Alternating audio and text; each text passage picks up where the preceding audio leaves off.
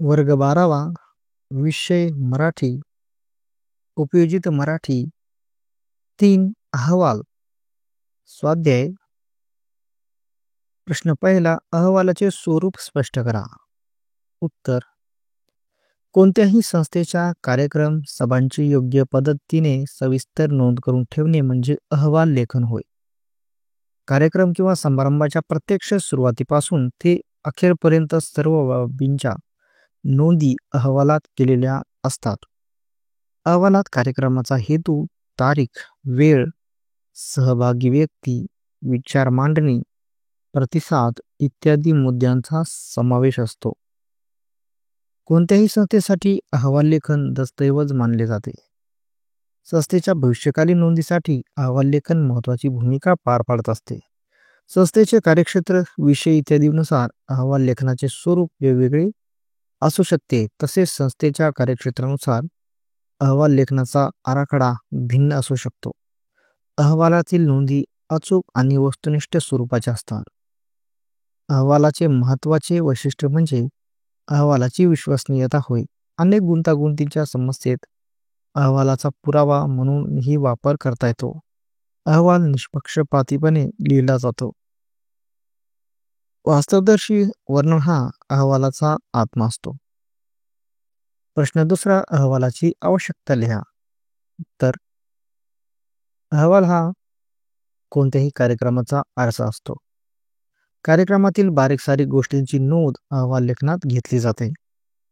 संस्थेच्या कामकाजात अहवाल विश्वसनीय घटक मानला जातो. संस्थेच्या कार्यक्रमाच्या सभेच्या नोंदी ठेवणे आवश्यक असते. संस्थेच्या भविष्यकालीन योजना, उपक्रम यासाठी निश्चितच याचा उपयोग केला जातो. अहवालाच्या सहाय्याने भविष्यकाळात संस्थेचा विकास, परंपरा इत्यादींची माहिती मिळवणे शक्य होते. भविष्यातील नियोजनासाठी अहवालाचा उपयोग होऊ शकतो. विविध संस्था, लघुउद्योग ते मोठमोठे उद्योगधंदे आणि ग्रामपंचायत ते महानगरपालिका अशा सर्व ठिकाणी होणाऱ्या घडामोडींना अधिकृतरित्या प्राप्त व्हावी यासाठी अहवालाची गरज असते. एखाद्या क्षेत्रात महत्वाकांक्षी उपक्रम सुरू करायचा असेल तर आरंभी त्या संदर्भात योग्य ती माहिती घेऊन अहवाल तयार करणे गरजेचे असते. प्रश्न तिसरा. वास्तवदर्शी लेखन हा अहवालाचा आत्मा आहे हे विधान स्पष्ट करा. उत्तर. अहवालात कार्यक्रमातील घटनांची विश्वसनीय नोंद असते. संस्थेच्या सभा, कार्यक्रमांचा हेतू, तारीख, वेळ, सहभागी मान्यवरांचे विवेचन, प्रतिसाद, समारोप इत्यादींचा तपशील क्रमाक्रमाने अहवालात सांगितलेला असतो. जसे घडले तसे सांगितले असे अहवालाचे स्वरूप असते. काल्पनिक गोष्टी, लेखकाच्या मनातील विचार या बाबींचा अहवालात समावेश नसतो. वस्तुनिष्ठपणे घटनेचे वर्णन अहवालात केलेले असते. अहवाल कुठल्याही संस्थेचा असो वा कुठल्याही कार्यक्रमाचा सर्वांमध्ये एक सामायिक वैशिष्ट्य असते, ते म्हणजे निपक्षपातीपणा. अहवाल लेखकाला स्वतःच्या मर्जीनुसार लेखन करता येत नाही. त्या सभेमध्ये, संशोधनामध्ये अहवाल लेखकाने काय अनुभव पाहिले, ऐकले याविषयीचे खरेखुरे लेखन अहवालात करणे आवश्यक असते. अहवालानुसार संस्थेच्या भविष्यातील नियोजनाचा आराखडा निश्चित होत असतो. सद्यस्थिती जाणून घेण्यासाठी अहवालाचा उपयोग होत असतो. वास्तवदर्शी लेखन हा अहवालाचा आत्मा आहे असे म्हटले तर अतिशयोक्ती होणार नाही. प्रश्न चौथा. अहवाल लेखनाचे वैशिष्ट्य पुढील मुद्द्यांना अनुसरून स्पष्ट करा. 1. वस्तुनिष्ठता आणि सुस्पष्टता. उत्तर. एखाद्या घटना, प्रसंगाची योग्य पद्धतीने नोंद करून ठेवणे म्हणजे अहवाल होय. अहवाल लेखनात संस्थेच्या कामकाजाचे प्रतिबिंब उमटत असते. भविष्यातील निरनिराळ्या योजनांच्या नियोजनासाठी अहवाल आवश्यक असतो. अहवालाचे महत्त्वाचे वैशिष्ट्य वस्तुनिष्ठता आणि सुस्पष्टता आहे. अहवालाच्या स्वरूपानुसार कार्यक्रमाचा विषय, तारीख, वेळ, ठिकाण, सहभागी मान्यवर, लोकांचा सहभाग, प्रतिसाद, निष्कर्ष, सांख्यिकीय माहिती इत्यादी अनेक बाबींच्या नोंदी केलेल्या असतात. त्या नोंदी वस्तुनिष्ठ असणे आवश्यक असते. अहवालात नोंदवलेल्या माहितीच्या बाबतीत संदिग्धता असून चालत नाही. अहवालातील वाक्यरचना स्पष्ट असणे आवश्यक असते. सहज अर्थबोध होणे अभिप्रेत असते. माहितीचे स्वरूप सुस्पष्ट असावे. अहवाल लेखकाला स्वतःच्या विचारांचा परामर्श अहवालात घेता येत नाही. कार्यक्रम प्रसंगी जे जे घडले आणि जे जे पाहिले ऐकले त्याचे खरे रूप अहवालात येणे प्रधान असते. 2. शब्दमर्यादा. उत्तर: अहवालाच्या विषयावर अहवालाची शब्दमर्यादा अवलंबून असते. स्थानिक पातळीवरील अहवाल आकाराने लहान असतात. शब्दमर्यादा आटोपशीर असते. सहकारी संस्था, वार्षिक सर्वसाधारण सभा यांचे अहवाल तुलनेने विस्तृत असतात. साहित्यिक, सामाजिक, सांस्कृतिक कार्यक्रमांचे अहवालाची शब्दमर्यादा कमी असते. कार्यक्रमाचा संपूर्ण गाभा अहवालात मांडायचा असल्याने शब्दमर्यादा हा घटक महत्त्वाचा मानला जातो. अहवालात कार्यक्रमातील घटनांचे वर्णन पाल्हाळिक असू नये. एकाच मुद्द्याची पुनरावृत्ती असू नये. एखाद्या समस्येच्या संदर्भात संशोधनात्मक अहवाल, सार्वजनिक क्षेत्रातील उद्योग व्यवसाय यांच्या संदर्भातील अहवाल खूपच विस्ताराने लिहिले जातात. अशा अहवालात भरपूर माहिती, आकडेवारी, निरीक्षणे, तपशील, निष्कर्ष नोंदवलेले असतात.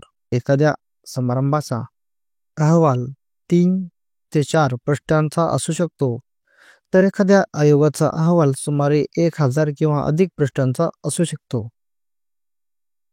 3. पक्षपातीपणा. उत्तर: कोणत्याही अहवालाचे महत्त्वाचे वैशिष्ट्य म्हणजे निपक्षपातीपणा होय. अहवाल लेखन कुठल्याही एककल्ली विचारांचा अवलंब करीत नसते.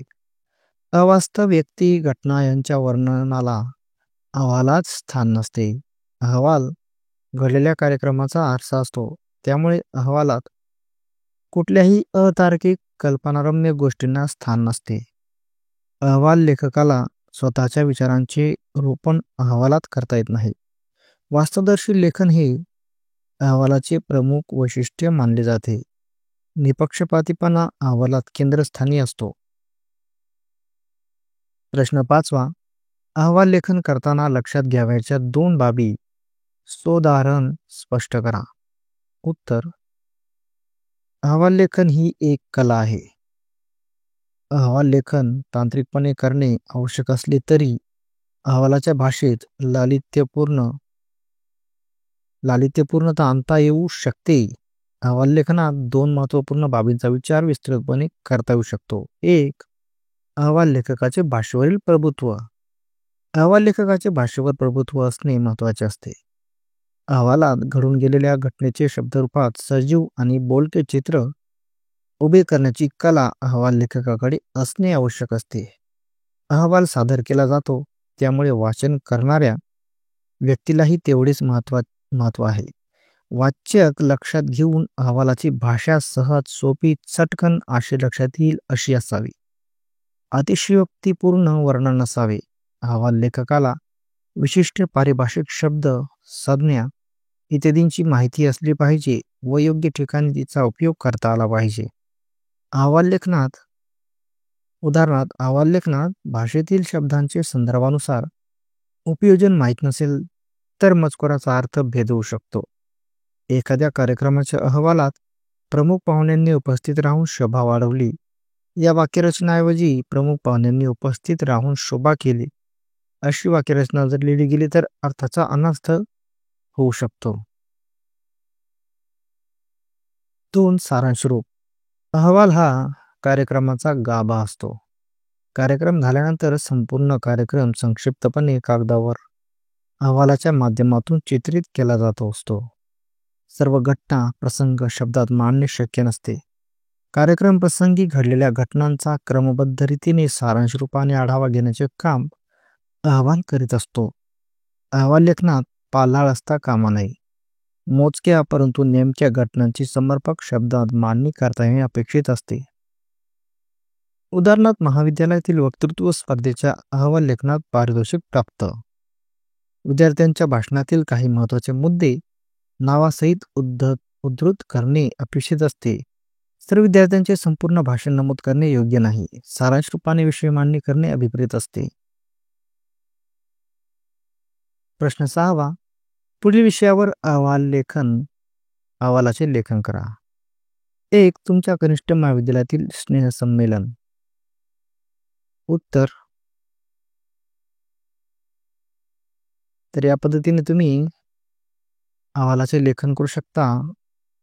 एकलव्य कला आणि वाणिज्य कनिष्ठ महाविद्यालय धुळे वार्षिक स्नेहसंमेलन 2022-2023. अहवाल. शनिवार दिनांक 4 जानेवारी 2022 रोजी सायंकाळी 5 वाजता महाविद्यालयाचा भव्य प्रांगणात सन 2022-23 या शैक्षणिक वर्षाचे वार्षिक स्नेहसंमेलनाचे विद्यार्थ्यांच्या उपस्थितीत मोठ्या जल्लोषात संपन्न झाले. समारंभाचे अध्यक्षस्थान संस्थेचे अध्यक्ष आणि सामाजिक कार्यकर्ते माननीय श्री सुरेश गित्ते यांनी भूषवले होते. सुप्रसिद्ध डबिंग कलाकार श्रीमती कार्तिकी दाते या प्रमुख पाहुण्या म्हणून उपस्थित होत्या. स्नेहसंमेलनात शिक्षण संस्थेचे अध्यक्ष, उपाध्यक्ष, कार्याध्यक्ष व इतर सर्व पदाधिकारी उपस्थित होते. कनिष्ठ महाविद्यालयाचे सर्व अध्यापक, विद्यार्थी मोठ्या संख्येने उपस्थित होते. कार्यक्रमाचा आरंभ तू बुद्धी दे तू तेज दे या प्रार्थनेने करण्यात आला. कनिष्ठ महाविद्यालयाच्या 12वी विज्ञान शाखेतील ज्योती काळे या विद्यार्थिनीच्या सुमधुर गीताने सर्वांची मने जिंकली. उपस्थित मान्यवरांच्या हस्ते दीपप्रज्वलन करण्यात आले. त्यानंतर प्राध्यापक सागर घुगे यांनी कार्यक्रमाचे प्रास्ताविक केले. समारंभात सादर होणाऱ्या कार्यक्रमाची रूपरेषा त्यांनी सांगितली. प्राध्यापक दीप्ती राणे यांनी उपस्थित मान्यवरांचे शाल आणि सन्मानचिन्ह देऊन स्वागत केले. सर्वांच्या सत्कारानंतर कनिष्ठ महाविद्यालयाचे प्राचार्य डॉक्टर सुरेश देशपांडे यांनी सन 2022-23 या शैक्षणिक वर्षातील कनिष्ठ महाविद्यालयात झालेल्या शैक्षणिक, सांस्कृतिक, कला, क्रीडाविषयक घडामोडींचा थोडक्यात आढावा घेतला. सर्व अध्यापकांचे कामाचे आणि विद्यार्थ्यांच्या उत्साहाचे कौतुक केले. कनिष्ठ महाविद्यालयाच्या 11वी अ मधील विद्यार्थ्यांनी नृत्य सादर केले. कनिष्ठ महाविद्यालयाच्या सर्व शाखांमधील निवडक विद्यार्थ्यांना मिळवून राष्ट्रीय एकात्मतेवर आधारित नाटिका सादर केली. लागोपाठ समूह नृत्य आणि एकल गीत गायन मिळून 4 सांस्कृतिक कार्यक्रम सादर करण्यात आले होते. कार्यक्रमाच्या प्रमुख पाहुण्या सुप्रसिद्ध डबिंग कलाकार श्रीमती कार्तिकी दाते यांनी विद्यार्थ्यांशी संवाद साधला. डबिंग क्षेत्रातील संधी समजावून सांगितल्या. संभाषण कौशल्यासोबत वाचनाचे महत्त्वही सांगितले. प्रात्यक्षिकांच्या सहाय्याने आवाजातील वैविध्य विद्यार्थ्यांना दाखवले. यानंतर उच्च माध्यमिक परीक्षेत सर्वात अधिक गुण मिळवून यशस्वी होणाऱ्या विद्यार्थ्यांचा प्रमुख पाहुण्यांच्या हस्ते सत्कार करण्यात आला.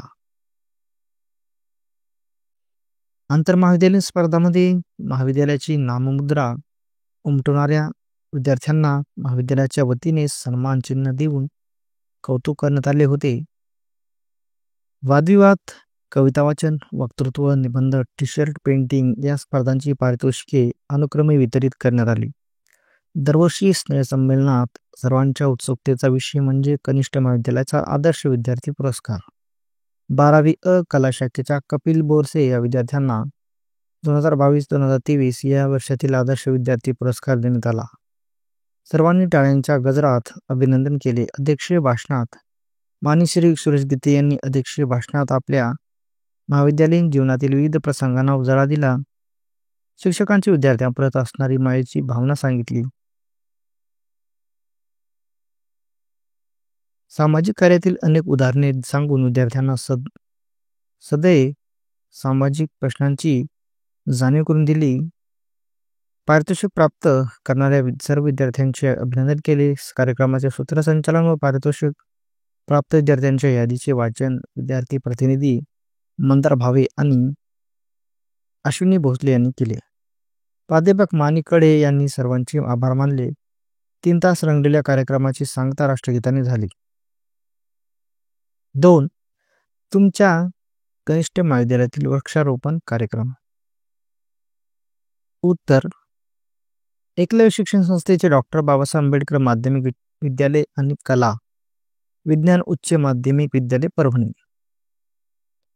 जागतिक पर्यावरण दिन वृक्षारोपण कार्यक्रम. अहवाल. दरवर्षीप्रमाणे यंदाही जागतिक पर्यावरण दिन बुधवार दिनांक 5 जून 2023 रोजी सकाळी 8 वाजता महाविद्यालयात साजरा करण्यात आला. यावर्षी जागतिक पर्यावरण दिनाच्या निमित्ताने कनिष्ठ महाविद्यालयात वृक्षारोपण कार्यक्रमाचे आयोजन करण्यात आले होते. महाविद्यालयाच्या मागच्या बाजूस असणाऱ्या पटांगणात वृक्षारोपणाचा कार्यक्रम संपन्न झाला. वृक्षारोपण कार्यक्रम महाविद्यालयाच्या प्राचार्य डॉक्टर शीतल शिंदे यांनी अध्यक्षस्थान भूषवले. शहरातील पर्यावरणप्रेमी आणि निवृत्त प्रशासकीय अधिकारी मानश्री अर्जुन देशमुख यांनी प्रमुख पाहुणे म्हणून उपस्थित होते. कनिष्ठ महाविद्यालयातील अध्यापक, शहरातील निमंत्रित नागरिक आणि विद्यार्थी मोठ्या संख्येने उपस्थित होते. महाविद्यालयाच्या प्रांगणात असलेल्या गुलाब फुलाच्या रोपाला पाणी देऊन कार्यक्रमाला आरंभ करण्यात आला. महाविद्यालयाचे जीवशास्त्र विभागाचे प्राध्यापक डॉक्टर अनिल राऊत यांनी कार्यक्रमाचे प्रास्ताविक केले. जागतिक पर्यावरण दिनाचे महत्त्व प्रास्ताविकात नमूद केले. महाविद्यालयाचे उपप्राचार्य डॉक्टर आकाश परांजपे यांनी पाहुण्यांना शाल आणि तुळशीचे रोप देऊन स्वागत केले. 12वी कला शाखेचे विद्यार्थी मरणमणी बडे हिने प्रमुख पाहुण्यांचा परिचय करून दिला. त्यानंतर प्रमुख पाहुणे मानश्री अर्जुन देशमुख यांनी विद्यार्थ्यांशी संवाद साधला. सर्वप्रथम त्यांनी उपस्थितांना पर्यावरण दिनाची माहिती सांगितली. वेगवेगळ्या वृक्षांची नावे, उपयोग सांगितले. वृक्षांचे पर्यावरणातील महत्त्व ऐकताना उपस्थित श्रोते भारावून गेले.